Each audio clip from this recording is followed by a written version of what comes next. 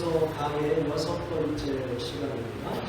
말씀의 본문은 빌립보서 2장 1절에서 4절, 설교의 제목은 일치의 기쁨입니다.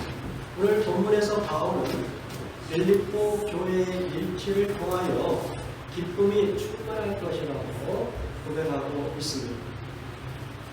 우리나라 성경에서는 이것이 분명하게 잘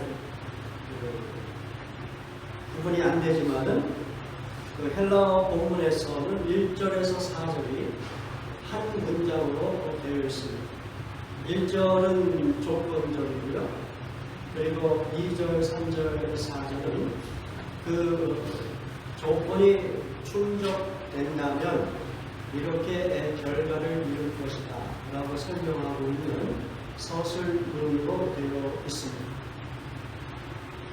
한글 성경에서는 이 4절에 나의 기쁨을 충만하게 하다 이렇게 기록되어 있지만 헬라어 본문에서는 2절 첫 번째 명령어로 이렇게 기록이 되어 있습니다.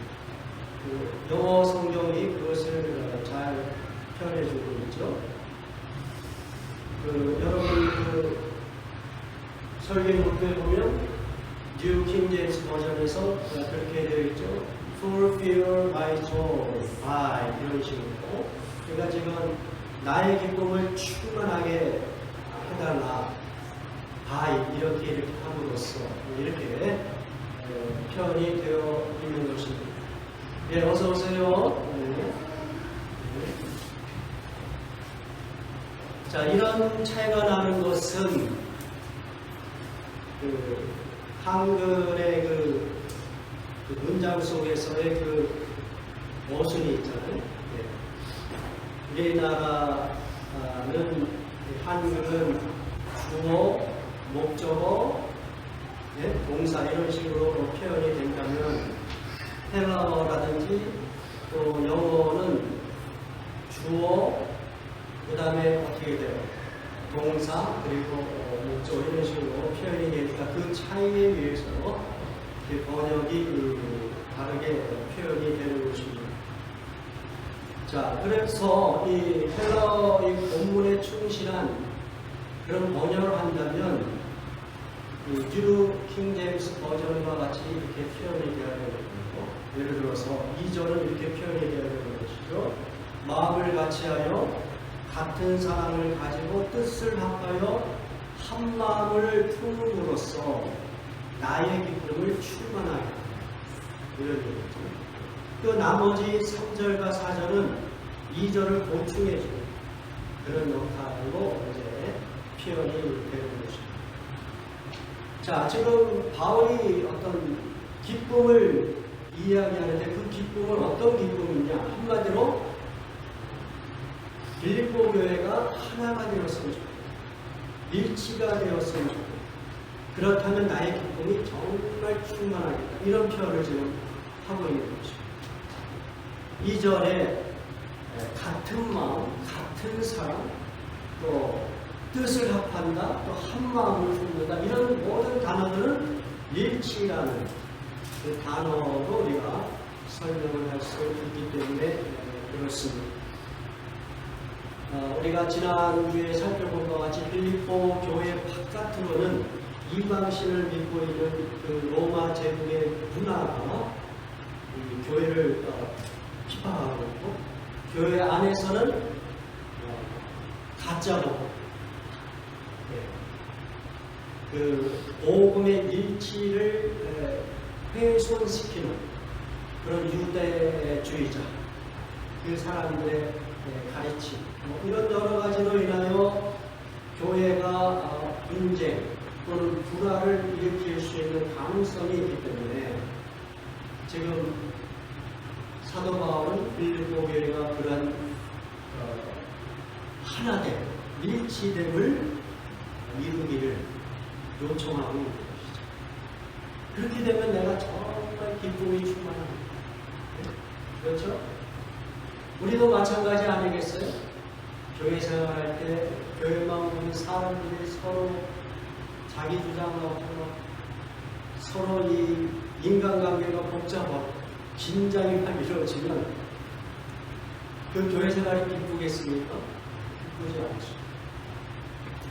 근데 교회만 오면 서로 섬기려고 하고 어떻게든 서로의 유익을 위해서 도우려고 하고 이렇게 마음이 하나가 일치의 모습이 이루면 우리는 교회 생활도 어때요?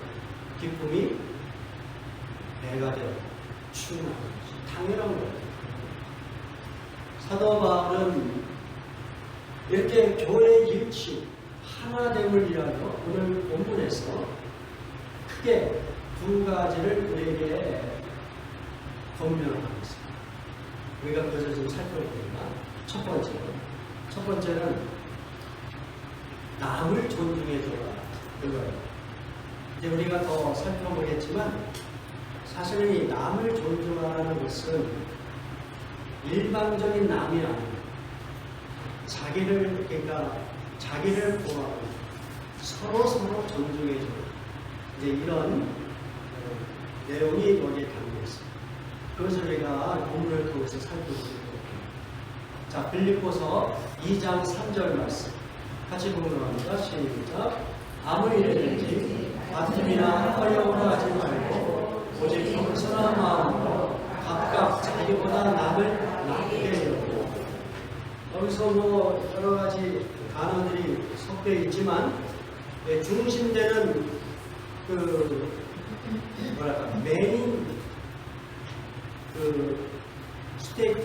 메인 메시지는 무엇이냐면 각각 자기보다 남을 낮게 여겨라. 여러분의 설교 노트는 다 NIV 성경으로 제가 기록을 했는데 거기에서는 Consider others better than yourself 이런 식으로 되어 있어요. 그러니까 너 자신보다 다른 사람들을 더 낮게 여겨줘라. 배려하게 봐줘라. 예? 나보다 더 중요한 사람으로 인정해줘라. 그러면 어떻게 된다고요? 교회가 일치하는데 도움이 된다.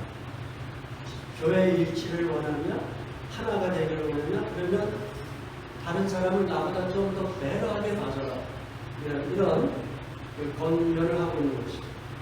자, 그런데 이런 권면이 사실은 쉽지 않죠.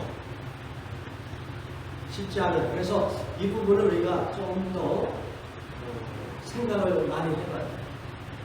지금 사도 바울은 나보다 다른 사람을 더 배려하게 봐줘라 이런 얘기를 하는데 그것을 위하여 두 가지를 제시해주고 있어요.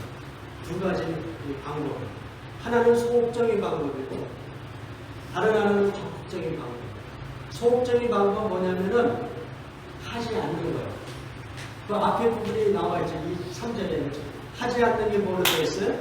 아무 일이든지 다툼이나 허영을 하지 않으면 된다고. 예, 그러면 그게 자연스럽게 다른 사람을 좀 더 배려하게 봐줄 수 있는 힘이 될 것이다. 예, 그런 식으로 이렇게 여러분 이해해 볼 수가 있는 것이죠. 자, 그러면 여기서 다툼이라는 이 단어를 언어적으로 보면 에리테리아라는 단어를 사용했어요. 이거는 영어식으로 표현하면 이런 의미가 있어요. mercenary self-seeking 이렇게 되어 있습니다. mercenary라고 하는 것은 용병을 얘기해요. 돈 받고 전쟁터에 나가는 사람. 그 사람들의 self-seeking, 어떤 자기들의 필요에만 급급한 그러한 모습을 표현할 때 에리테이아라는 단어를 사용했어요. 우리나라는 성경을 보면서 다툼이라고 표현을 했지만, 그래서 NIV 성경은 그거를 좀 더 언어에 가깝게 이렇게 표현한 거예요. Selfish ambition 이렇게 되죠, 그렇죠? Selfish ambition. 네. 그렇잖아요. 뭐 사람을 막 죽이는 전쟁터에 돈 때문에 일부러 내가 나간다? 얼마나 그 동기가 좋지가 않잖아요. 그죠? 그러니까 selfish ambition이라 이렇게 표현을 하고 있는 것입니다. 이 말은 다른 식으로 표현하면 자기 집중이라고 이야기해 주셨어요. 자기 집중. 우리는 다 자기 중심적, self-oriented, 자기 자신, 다른 사람, 세상을 볼 때 전부 다 자기라고 하는 시각으로 가치관을 보거든요. 그래서 다른 사람의 유익이라든지 이런 거 보기가 힘들어요. 우리가 그런 본성을 타고났어요. 일종의 sinful nature, 그런 죄성을 우리가 다 갖고 있어요. 어떻든 다툼이라는 것은 그와 같은 거예요. 자기 집중, 자기 양, 자기에게 유익한 것만 좀 생각하는 거죠. 자, 그거 하지 않으면 어떻게 한다? 다른 사람을 조금 더 존중해 줄 수 있다. 네? 다른 사람을 좀 더 나보다 좀 가치 있게 좀 이렇게 배려해 줄 수 있다. 이런 그 가능성을 지금 사도 바울이 우리에게 권면하고 있는 거예요. 두 번째는 뭐냐면 무엇을 하지 말라 그랬어요? 허용을 하지 말라. 이 허용이라는 것도 언어적으로 보면 내용 없는 영광이나 자랑을 표현할 때 이 단어를 사용했어요. 허용이라고. 그래서 지금 NIV 성경은 그거를 뭐라고 되어 있어요? vain conceit, 헛된 자기자랑, 자만심, 더 쉽게 이야기하면 교만 이런 거. 예? 근데 이것은 헛되다고 그랬으니까 그렇게 교만을 부릴 만한 근거나 정당성이 없는데 그냥 교만한 거예요. 좀 잘나가지고 좀 그러면 좀 봐줄 텐데 그런 것 같지도 않은데도 교만한 상태, 이거를 허용이라는 단어를 사용했다는 것이죠. 정말 그렇지 않습니까? 우리가 인간관계 속에서, 특별히 교회 생활 속에서 이 두 가지를 하지 않으면 교회가 일치를 이루는데 얼마나 큰 도움이 되겠어요. 그렇죠? 근데 일반적으로 교회가 분열이 일어나고 시끄러운 것은 이 두 가지 문제가 있다. 자기의 어떤 다른 사람 상관없어. 남은 사람들한테 인정받는 그것을 위해서 인간관계를 만들어내고 교회 봉사를 하고 이렇게 돼버리면 교회 일치를 것이 깨뜨려지는 그런 행위가 된다는 것이죠. 자, 이것이 첫 번째 방법이고 소극적인 처방으로 이야기했고, 두 번째 적극적인 처방으로는 어떻게 하라고 했어요? 3절에 오직 겸손한 마음으로, 겸손한 마음을 갖고 있으면 자기보다 남을 낮게 여길 수 있겠다, 이렇게 지금 설명해 주는 거예요. 그렇죠? 겸손. 자, 근데 여기서 겸손이라는 것 우리가 다 알고 있어요. 겸손해야지. 아니, 사람이라면 인정이 되어 있으면 겸손해야지. 다 알고 있어요. 그렇죠? 또 뭐 기독교에서만 얘기하는 거 아니고 우리가 어릴 때부터 우리가 살아가는 사회 질서 속에서 겸손이 미덕이라는 거 다 알고 있어요. 근데 제가 이제 여러분에게 계속 성경 공부를 통해서 말씀드리고자 하는 것은 성경의 이 가르침이 윤리적이고 도덕적인 가르침에서 머물러서는 안 된다. 그거는 만약에 그 수준에 머물면 굳이 우리 교회에 나와서 배울 필요가 없어요. 그렇잖아요. 왜냐하면 불교에 가도 좋은 이야기, 세상 속에서 사람들을 유익하게 하는 이야기들을 얼마나 많아요. 또 자기 개인한테도 자기의 삶을 풍성하게 만드는 그 지혜로운 가르침이 어느 종교에든 다 있는 거예요. 그러면 우리 기독교인들은 그냥 그러한 가르침과 별 차이가 없다? 그러면 내가 굳이 예수를 믿고 가르침을 여기서 받고 이럴 필요가 있을까? 그 생각이 듭니다. 그러니까 여러분이 신앙생활을 또는 내가 어떤 경건한 그 신앙생활을 윤리적이고 도덕적인 삶에 포커스를 두면 안 되거든요. 그것은 그냥 예수님 믿지 않아도 다른 곳에서 다 프랙티스 할 수 있는 삶의 방식, 성경에서 이야기하는 윤리적이고 도덕적인 단어를 그냥 그런 어떤 일반적으로 우리가 알고 있는 차원에서 윤리적으로 도덕적으로 받아들이기보다 우리는 좀 더 그것을 뛰어넘는 차원에서 받아들이잖아요. 그래서 제가 지난주에 초윤리라는 단어를 썼어요. 초윤리. 네. 무슨 이야기냐? 여기서 그 humility, 이 겸손이라고 하는 거예요. 이 단어는 그냥 인간과 인간 사이의 어떤 겸손을 이야기하지 않아요. 물론 이 겸손은 인간에게 서로를 향해서 표현해야 되는 모습이지만 이 겸손은 그 하나의 전제가 붙어 있는 거예요. 그 전제가 뭐냐면 내가 먼저 하나님과의 관계 속에서 내가 어떤 존재인지를 깨닫고 그래서 내가 취하는 낮은 모습, 그것이 겸손이라고 합니다. 뭐예요? 하나님 앞에 선 나의 모습 뭐예요? 피조물이고, 그리고 하나님을 의지하지 않고는 이 땅에서 살아갈 수 없는 매우 연약한 존재라는 것을 존재론적으로 깨닫는 거예요. 그러니까 이 겸손이라고 하는 것은 만약 사람들에게 겸손해지 이렇게 다가가는 게 아니라 크리스찬들은 제일 먼저 어떤 방식으로 이 겸손을 이해하고 적용해야 되면 하나님 앞에서 먼저 적용을 합니다. 네? 창조주 하나님 앞에서 내가 얼마나 초라한 존재, 하나님의 은혜가 아니면 내가 어떻게 이 땅에서 하루하루를 살아갈 수 있겠느냐. 모든 것이 하나님의 선물이고 은혜구나.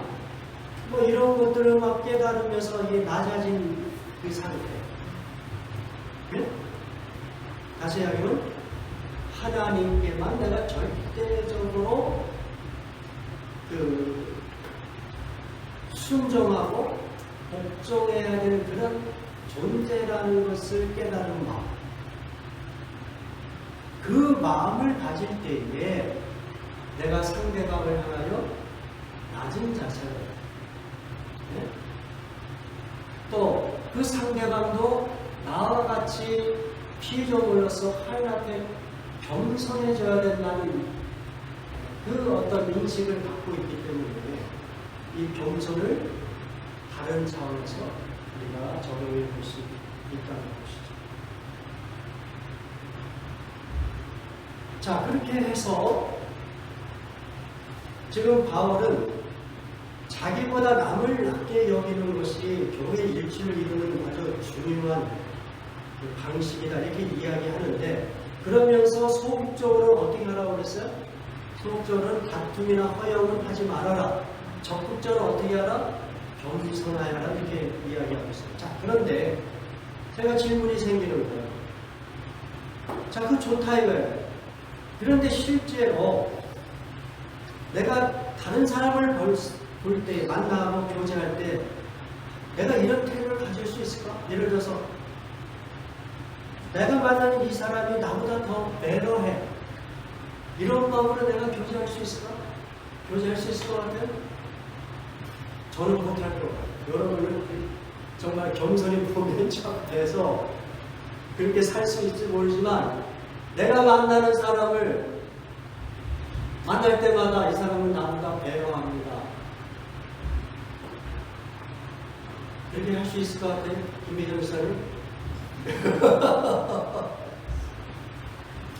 저는 힘들 것 같아요.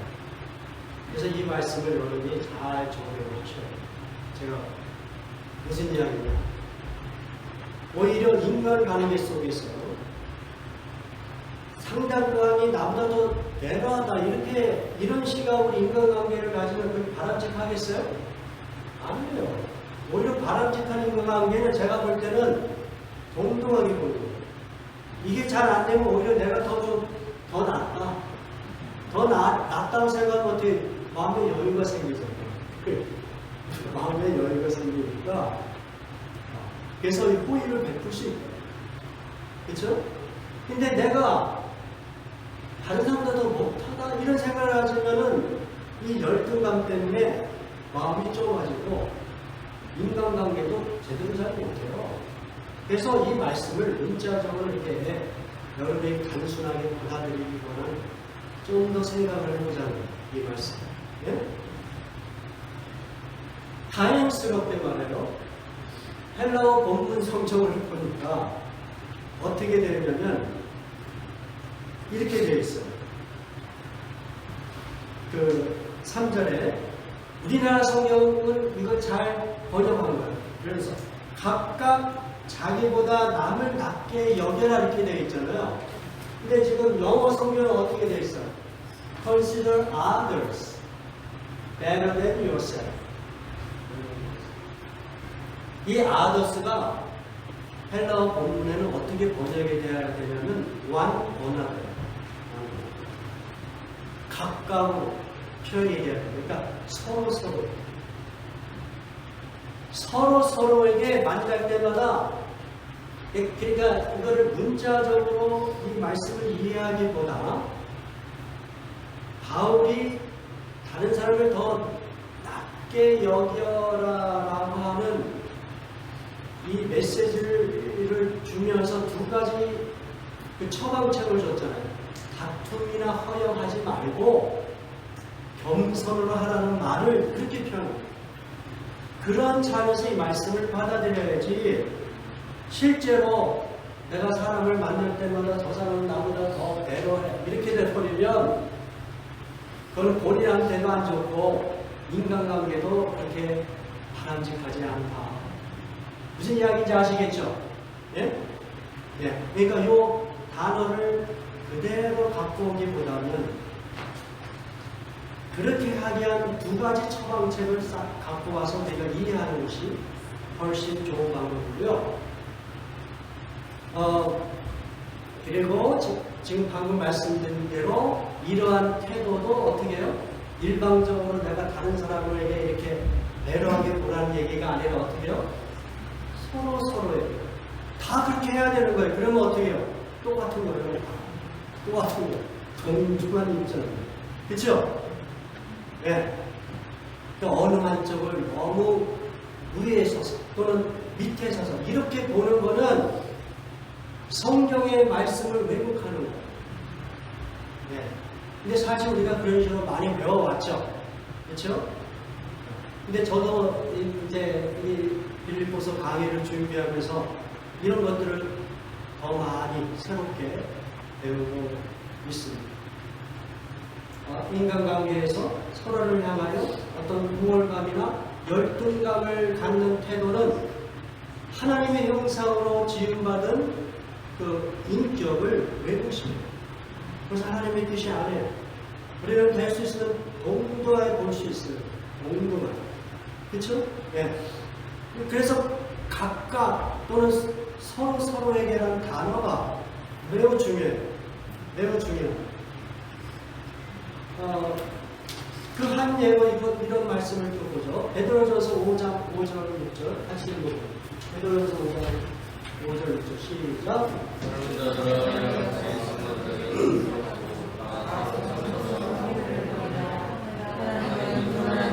대적하시되 겸손한 자들에게는 은혜를 주시니 그러므로 하나님의 능하신 성 앞에서도 겸손한 때가 되면 너를 높이시리라.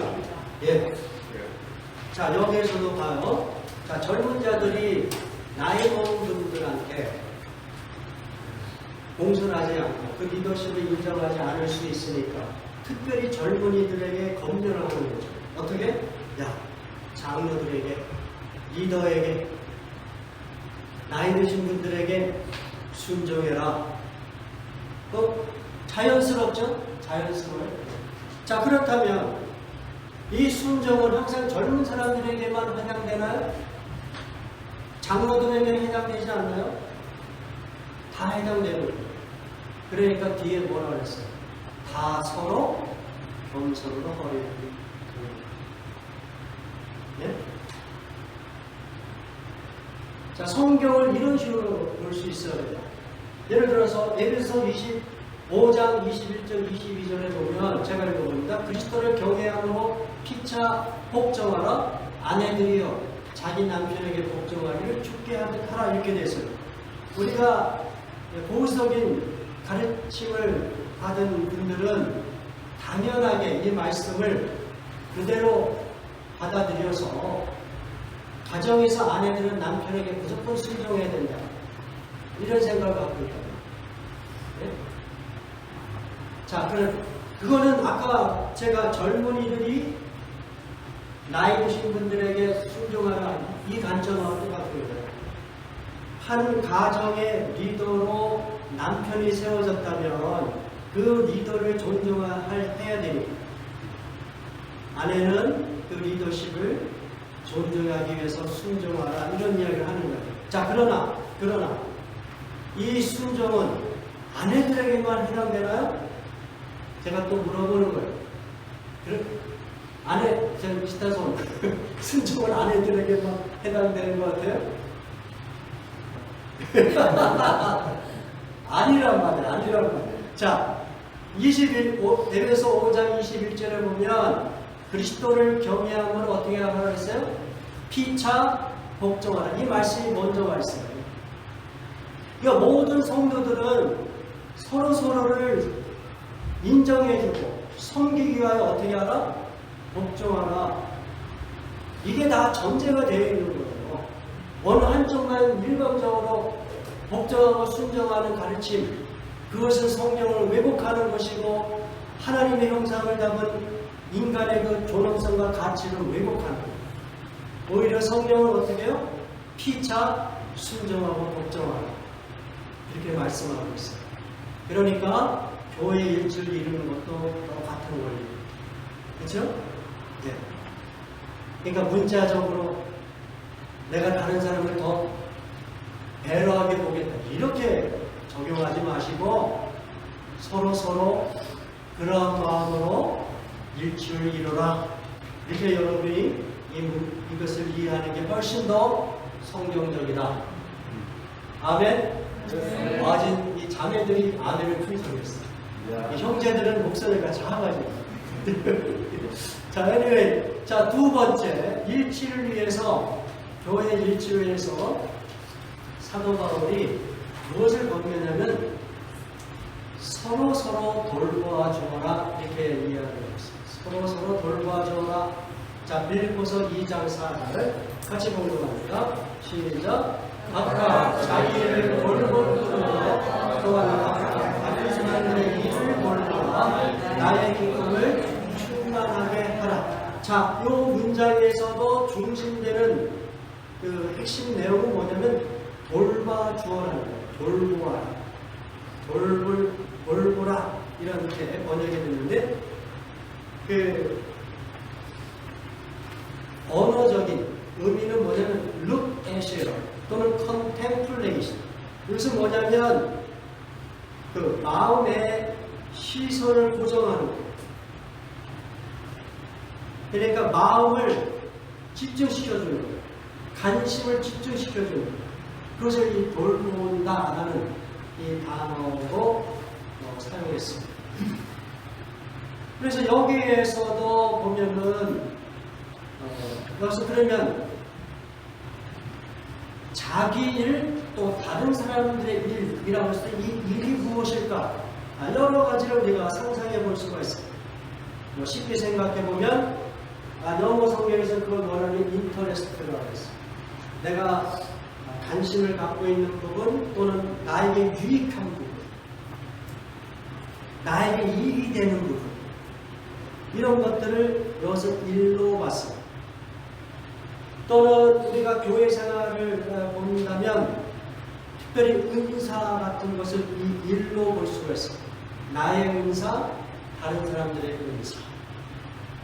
이렇게 여기서 일이라고 하는 것을 여러 가지로 우리가 적용해 볼 수가 있습니다. 그런데 나의 유익이든, 그것이 이 일이라는 것이 유익이든 또는 어떤 관심사든 또는 은사든 어떻게 하라고 그랬어요? 다른 사람들의 그 유익, 다른 사람들의 그 은사, 다른 사람들에게 관심, 다른 사람들이 관심 있게 갖는 그것을 어떻게 하라? 돌보아주라. 그러면 교회의 밀치를 이루는 데 도움이 된다. 이렇게 이야기를 합니다. 무슨 얘기인지 아시겠죠? 예. 당연한 얘기예요. 당연한 얘기. 그렇죠? 자, 우리가 한자어의 역지사지라는 단어 들어보셨죠? 역지사지. 다른 사람의 그 형편을 다른 사람의 입장에서 어떤 일을 바라보면 훨씬 더 여유가 생기고 이해심이 더 커진다는 그런 얘기잖아요. 네. 교회의 일치를 위해서는 먼저 다른 사람들의 그 유익, 그 사람들의 관심 갖고 있는 것, 또 그 사람들의 은사, 이런 것들을 좀 고려해주고 돌보아 주어라. 그러면 교회의 일치를 이루는데 도움이 된다. 그렇게 우리가 이해할 수 있는 이 부분, 그렇죠? 자, 그런데 여기서 제가 하나 짚고 넘어가고 싶어서 무엇이냐면, 다른 사람들을 이렇게 돌보아 주는 것은 무엇을 전제로 하고 있냐면, 자기 일을 돌보아 주는 것을 전제로 하고 있다. 그렇게 되어 있잖아요. 자기 일을 돌볼 뿐더러, 그렇죠? 여러분이 교회 생활하는데 여러분의 일은 하나도 그냥 무시해버려요. 나의 유익, 나의 관심사, 나의 은사는 다 무시해버리고 다른 사람의 은사만 존중해주고 다른 사람들의 유익만 존중해주고, 그러면 그 펠로십이 건강한 건가요? 그것도 제가 볼 때 그렇게 건강한 펠로십이야. 뭐냐면 다른 사람들의 유익과 은사를 돌봐주려면 자기가 먼저 자기의 관심사, 유익이 어느 정도 채워지고 은사도 적극적으로 교회에서 다 오픈하기 적용도 하고, 이것이 전제가 돼요. 그렇죠? 네. 그래서 이 돌봐준다는 것도 사실은 서로 돌봐야 되는 것입니다. 자, 그렇게 해서 사도 바울은 두 가지 방식으로 교회 일치를 이루어내라. 그러면 내 기쁨이 참 클 것이다. 이렇게 이야기하고 있는 것입니다. 자, 그러면 제가 이제 말씀을 마무리해야 되는데요. 자, 제가 여러분에게 또 질문하고 싶은 것은 무엇이냐면, 자, 교회의 일치를 위해 두 가지를 얘기했어요. 하나는 서로를 향하여 낮게 배려하게 해주고 존중해주고, 다른 하나는 다른 사람의 이익과 은사를 인정하고 그렇게 해서 섬겨주라. 그러면 일치를 만들어낼 것이다. 이렇게 이야기했는데, 다 언더스탠드부터 우리가 많이 들었고 그렇게 해야 된다고 생각하고 있어요.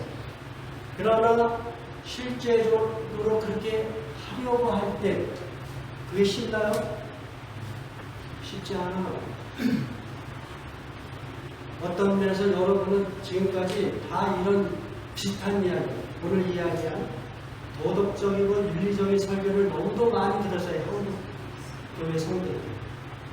그래서 뭐 어떻게 해야 되고 뭐 이렇게 하는 거 좀 이거 너무 잘 알고 있어요.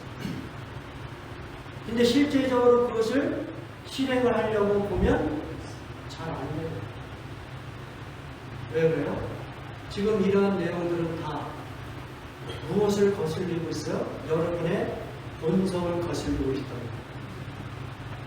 우리의 본성을 거슬리는 이야기를 지금 하고 있는 거예요. 우리의 본성은 뭐예요? 아까 제가 말씀드린 대로 다 자기 집중입니다. 셀프 오리엔티드한 네이처를 다 갖고 있다.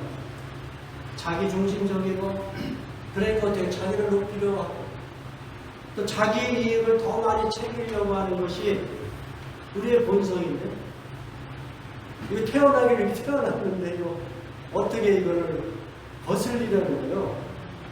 이걸 거슬러 올라가야지 일치를 추구하는데, 예? 어떤 면에서 불만한 이야기를 하고 있다. 그래서 그 불가능하기 때문에 바울은 전제 조건을 딱 다는 거예요. 그 전제 조건이 어디에 나왔어요? 1절에 나와요. 1절. 지금까지 우리는 2절, 3절, 4절을 본 거고 1절을 안 봤단 말이에요. 1절이 뭐예요? if로 되어 있다고. 만약 이렇게 하면 2절, 3절, 4절이 돼. 그 얘기를 해주고. 그렇죠? 2절, 3절, 4절로 갖고 오면 우리 힘으로 불가능해요. 근데 1절이 충족되면은 가능할 수도 있어요. 1절이 뭐예요? 1절 한번 해보세요. 빌립보서 2장 1절 시작. 그리스도 안에 무슨 감정이나 사랑의 무슨 위로나 성령의 무슨 교제나 동일이나 자비가 있고. 자, 여기서 이게 다 영어식 표현으로는 다 if로 되어 있잖아요. 이 조건들이 채워져야 된다는 거예요. 자, 근데 이 조건이 무슨 뭐 검면, 위로, 교제, 분열, 자비 이런 걸 하나하나 다 따지면 너무 시간도 많이 걸리고 복잡하니까 이거 한 단어로 얘기한다면 무슨 이야기냐? 너희가 그리스도와 교제한다면, 그냥 영어로 표현한다면 너희가 in Christ 한다면, in Christ, 너희가 그리스도 안에 있으면, 그리스도 안에서 그분과 풍성한 교제를 가지면 나머지는 어떻게 해요? 가능하다. 나머지는 가능하다. 무슨 이야기냐? 만약에 교회가 일치를 이루는데 어렵고 그래서 막 분열이 일어나고 교회가 깨지고 막 이렇다는 얘기는 무엇이 없었다는 얘기예요? 그리스도와의 교제가 온전하지 않았다는 거예요. 풍성하지 않았다는 거예요. 빈약하였다는 거예요. 반대로 교회가 하나가 되고 교회 안에만 들어오는 기쁨이 막 일어나. 그 이야기는 성도 개인이나 교회 공동체 전체가 무엇이 제대로 되어 있다? 예수 그리스도와의 교제가, 그분과의 교제 안에서 어떤 풍성한 은혜를 경험하였다는 것. 그러한 개인, 그러한 교회가 일치를 이뤄나갈 수 있는 진짜 힘을, 원동력을 얻을 것. 예수 그리스도와의 교제가 활발하지 않은데 자기 열심과 자기 어떤 결심, 노력으로 일치를 이뤄가는 것은 한계가 있어요. 그것은 나중에 삐걱하다가 결국은 일치를 이루지 못한다. 오직 예수 그리스도 안에 있을 때 그분을 의지하고 그분으로부터 오는 은혜 속에서 챌린지를 받으면서 성도가 교제를 할 때에 우리는 이 교회의 일치를 온전히 이루어갈 수 있을 것입니다. 우리 다 같이 기도하겠습니다.